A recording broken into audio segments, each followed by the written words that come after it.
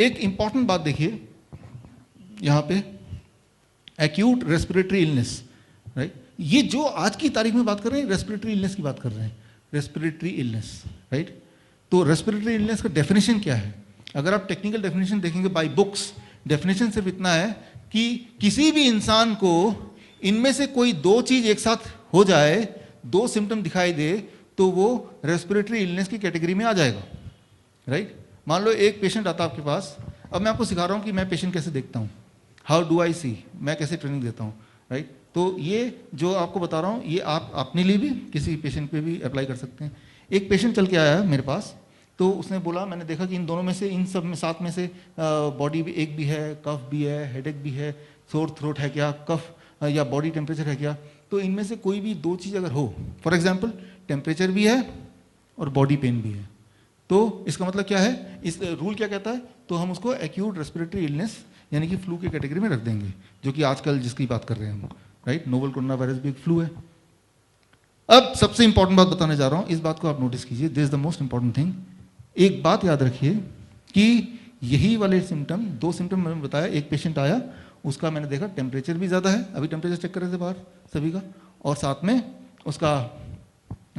उसको body pain भी है, राइट। ये दोनों चीज़ें, तो हम अभी हमने ये सीखा है आज तक पिछले 3-4 महीने में, अगर ऐसे दो सिम्टम हो तो आप उसको कैटेगराइज कर दो, इसको कोविड हो गया या फ्लू हो गया, ऐसा कुछ, राइट। लेकिन एक इंपॉर्टेंट बात याद रखिए, the most important thing of this today's lecture, कि ये ही दोनों सिम्टम हो सकते हैं अगर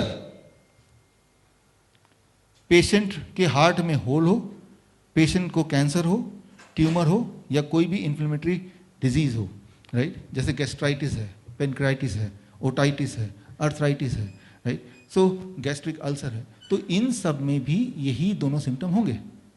तो मैं ये सोचता हूँ कि जब मेरे पास कोई पेशेंट आता है उसमें बॉडी पेन भी बोल रहा है और टेम्परेचर बोल रहा है, तो मैं ये नहीं सोचता हूँ कि ये रेस्पिरेटरी इलनेस है, मैं सोचता हूँ कि इस पेशेंट में इनमें से कुछ हो सकता है, इनमें से कुछ, राइट।